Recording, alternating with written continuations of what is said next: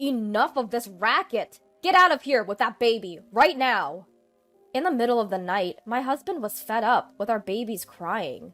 He shouted angrily, and just like that, he drove me and our 3-month-old daughter out of our home. With the change of seasons, the mornings and evenings were beginning to get chilly, and it looked like it was going to rain any minute.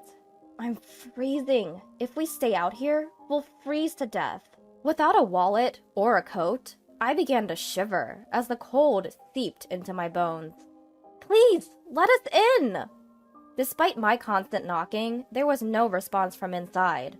Helpless, I wrapped my crying child tightly in her blanket to keep her warm, and we continued to walk. I must protect my baby, at least. Wandering aimlessly in the night, I was exhausted and found myself sitting on a bench in the park, frozen to the core. As I gazed up at the sky, the events that led us here played back in my mind. How did we end up in this situation? Tears that I could no longer hold back streamed down my cheeks. My name is Olivia, and I am 31 years old. My parents divorced when I was in middle school, and my mother single-handedly sent me to college. 2 years ago, while crossing a pedestrian lane, she was hit by a car and passed away. In exchange for a huge accident compensation, I lost my only family member, leaving me in a state of despair. During this time, Benjamin, who was my college classmate and now my husband, was there to support me. Olivia, you can always lean on me when times are tough.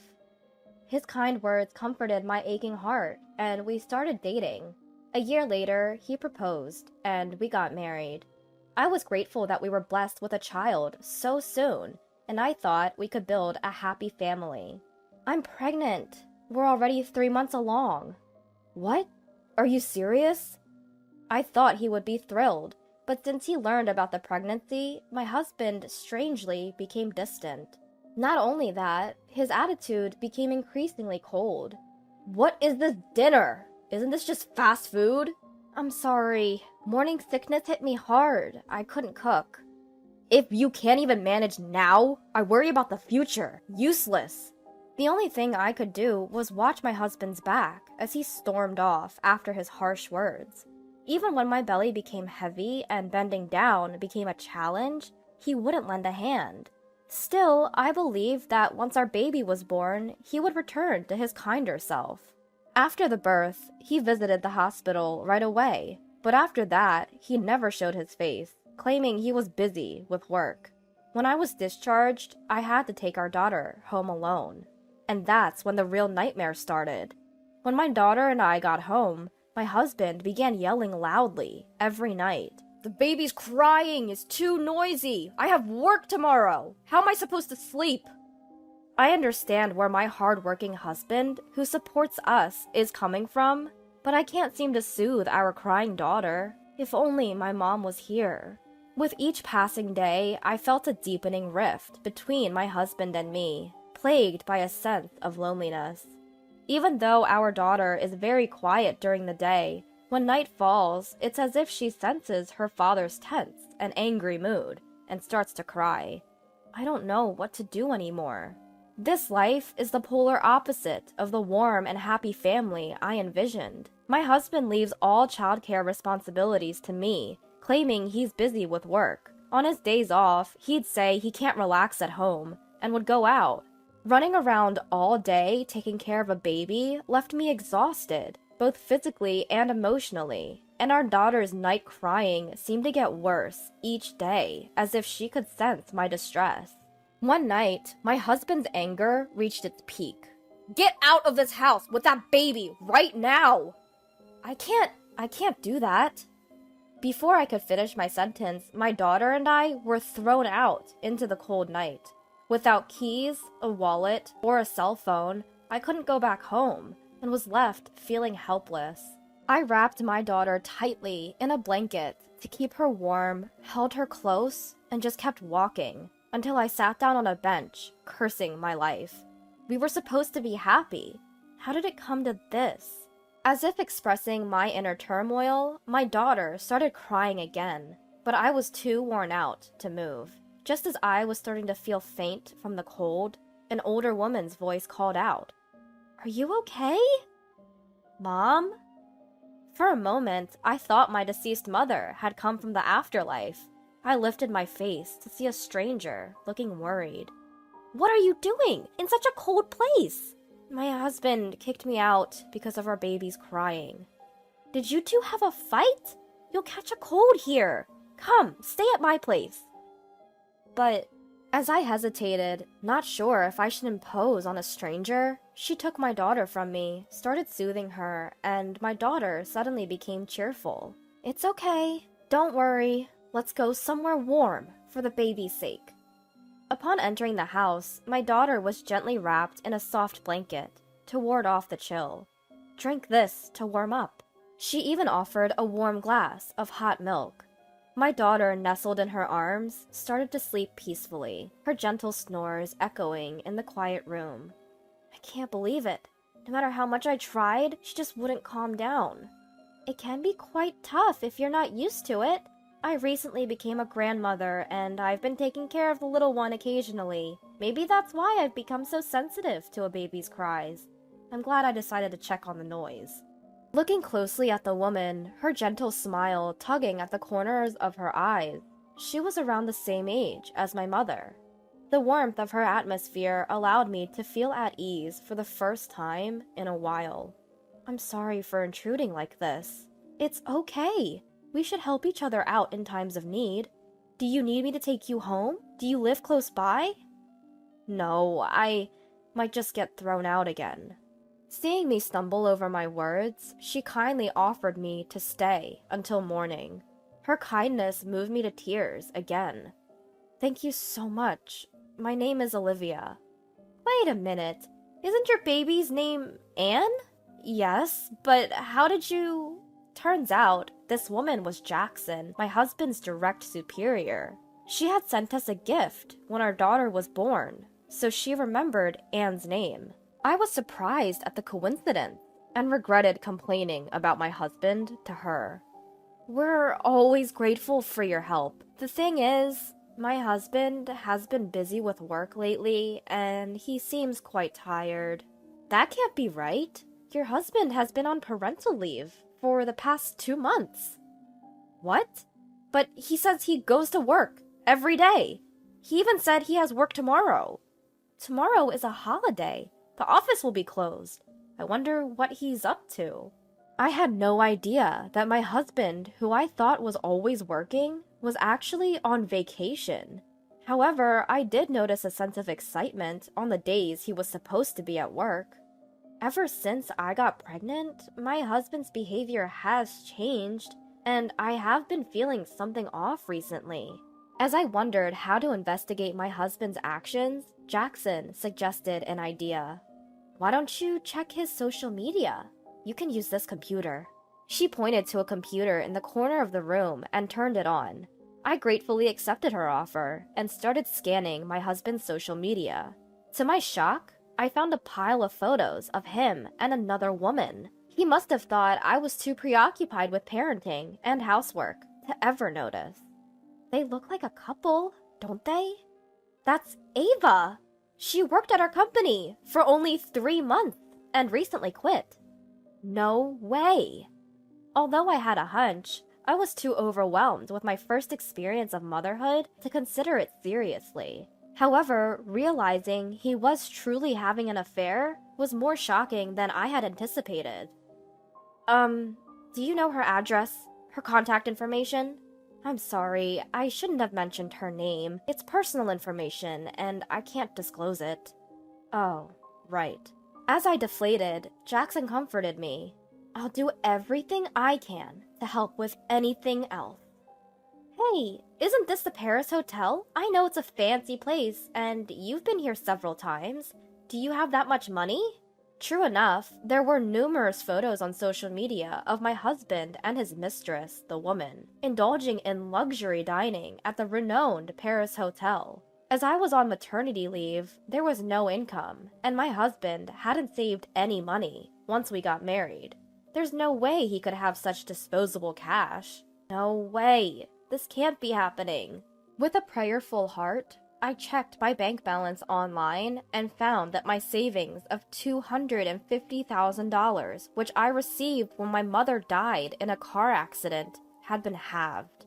I was so shocked that I was unable to move for a while. What's wrong?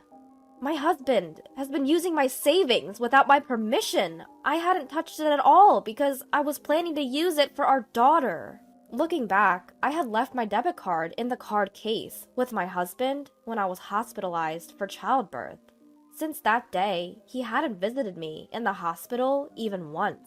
And the first time he withdrew from my savings was the day I handed him the debit card. I, who trusted my husband, thought he had locked it in a safe and didn't doubt him. I can't forgive him. He's been using my beloved mother's inheritance without my permission.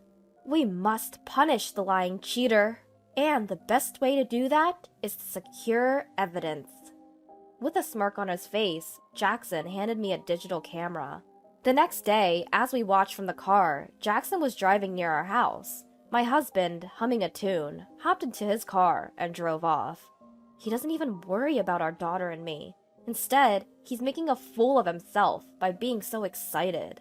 As expected, my husband's car arrived at the Paris hotel. After a while, the misters came, and they casually linked arms and entered the hotel restaurant, as if it were the most natural thing in the world. I asked Jackson to look after our daughter, and sat quietly in a seat behind them. I've had enough of Olivia's stubbornness. Finally, I kicked her out last night. Now if she files for divorce, I'll get the compensation she received from her mother's car accident. If things go well, I might even get the alimony from the divorce trial. You're a bad man. Your wife doesn't even realize that you're after her money. Since her mother passed away, I've been very kind to her so that she'll never find out. But having a child was an unexpected obstacle. Listening to my husband's unbelievable words, my head went blank from the shock. Unaware of my feelings, my husband, swinging the key to the hotel room, heads for the elevator with the woman. When I secretly followed them, even though it was just a brief moment before the elevator arrived, the two of them began to hug and even start kissing. Even though I was prepared, seeing the affair in action was painful. A chill ran down my spine at my husband's voice, saying, "This is a pre-celebration for kicking Olivia out. Let's have a blast today." Unable to speak up, the two of them were swallowed up by the elevator. Left behind, I was so frustrated that I couldn't say anything, and I was overwhelmed with sadness and despair. I couldn't stand and fell to my knees right there. At that moment, the sadness that dominated my heart began to turn into a desire for revenge. It's too cruel to betray me like this. I can't just let this go. That evening, timing my return for when my husband got home from work, I made my way back to the house. "Well, look who's back." "I'm sorry. I'll do whatever you say from now on. Please, let me back in the house." To tighten the noose around him, I decided to play the part of the obedient wife for a little while, quelling my rising anger. "Fine. From now on, I'm not giving you any living expenses. Do whatever you want." Understood. Without uttering a single word of disagreement and not mentioning divorce, I was clearly annoying my husband. Despite his continued horrible attitude, I kept tolerating it. And while my husband pretended to be at work but was meeting his mistress, I was searching for the house for evidence of his affair. I found several receipts for hotels and meals in his bag and suit pockets, but that alone seemed like weak evidence. So I traced to social media under the woman's name, and her identity was finally revealed. 2 weeks later, all the preparations were ready, and I, once again, visited the notorious Paris hotel. The two of them were nonchalantly having dinner and getting cozy in public, as they did before. I approached them as they were about to get on the elevator. "What are you doing here?" Why are you here?" "I am obviously here for a work meeting." Quickly shaking off the arm entwined with his mistress, my husband, looking guilty, tried to escape. "That's odd. Today's a day off, isn't it?" Hearing my strong, sharp voice, he turned around in surprise. "What? Jackson, you're supposed to be on parental leave, right? How come you're working? Well... My husband, looking pathetic and flustered, had never dreamed I'd be with his boss. His mistress, the woman, also seemed quite surprised, and was at a loss. Hello, Ava. Long time no see. Yes, The mistress, called by name, seemed nervous and unsure of what to do, looking down. The strange atmosphere was palpable, and I could feel the surrounding people staring at us. Since we're drawing attention, let's move this to the room you guys booked. Unless you want me to scatter these photos around here. Is that okay? As I showed the photos that proved their affair to my staggering husband, he quickly grabbed my arm and pulled me into the elevator. Jackson caught the fleeing mistress and brought her along. Why are you with Jackson? The day you kicked me out, I had nowhere to go and was sitting in the park when Jackson heard our daughter crying and invited me in. Seriously? It goes to show you can't do wrong and get away with it. Upon entering the room, I dumped all the evidence I had gathered onto the table, leaving the two of them in shock. What? These photos? I was here the day after you kicked me out of the house. It was shocking, but I took these as evidence of your affair. That's low. That's my line. Lying about work to meet your mistress, and even taking parental leave? How despicable can you get? My husband had no words for me, silenced by what I'd said. But I still had more to say. I'm aware you used my savings without my consent. That money was a legacy from my mother. That's our shared property. I don't see an issue with me using it. What? It's not shared property, it's mine, and mine alone. Really? Is that so? Yes, it is. So you will return the $120,000 you used. Come on, we're married. Let's not get into such tedious matters. Exhausted by his indifference, I swiftly pulled out the divorce papers from my bag and slammed them on the table. I'm fed up with you. Fill out these divorce papers, immediately. That's a leap, don't you think? Didn't I hear you say you wanted me to bring up divorce? I played a recording of a conversation we had during a previous meal. His unbearable words echoed throughout the room. Give me a break. Not a chance! To think you approached me just for my money? It all became clear after I heard our conversation from that day. That's why you became so cold all of a sudden. There's a lot to this situation. I don't want to hear any excuses or lies. Pay me $20,000 for the affair, $10,000 for all the times you mistreated me, $120,000 for the money you took from my savings, and $110,000 for child support until our daughter turns 20. That's a total of $260,000 in one lump sum. What mistreatment?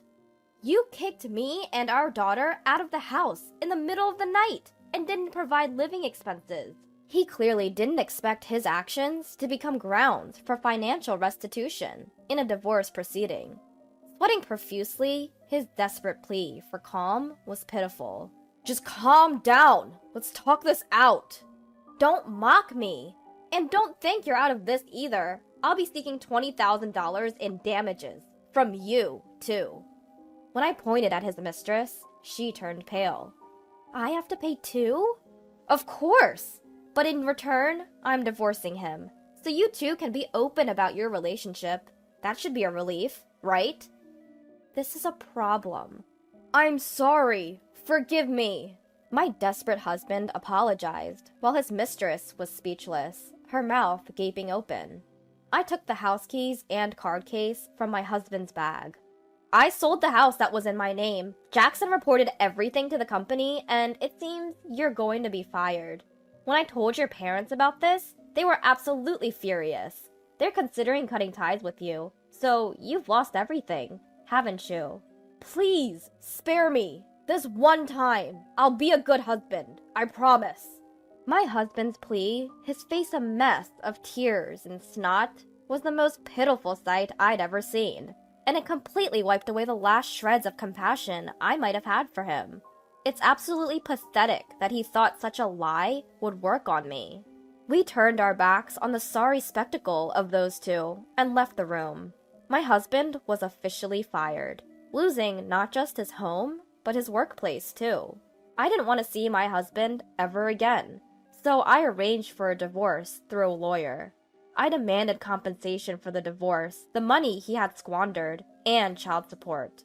His parents were furious with him, and since he couldn't pay all the compensation in one go, his father forced him to work in a mine.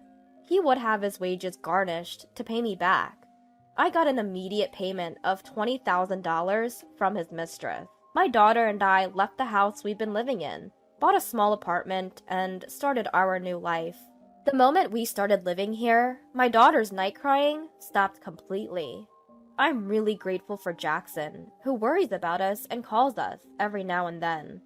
Together with my daughter, I will build a happy, smile-filled home.